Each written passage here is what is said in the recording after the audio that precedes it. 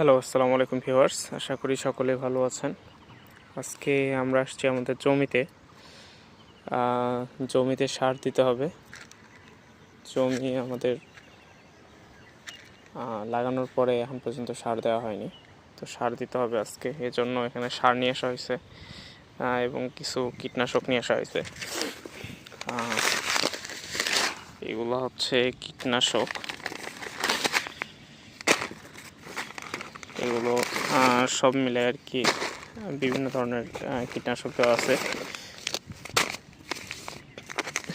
এগুলো কীটনাশক মোটামুটি আমরা দিচ্ছি আপাতত। তো এগুলো সব দিয়ে দেখা যাক। এখানে আমাদের প্রায় 3 বিঘার মতো জমি আছে। সবগুলো জমিতে এগুলো সার এখন দেওয়া লাগবে। এখন পর্যন্ত তো কোনো ধরনের রোগ দেখা যাচ্ছে না।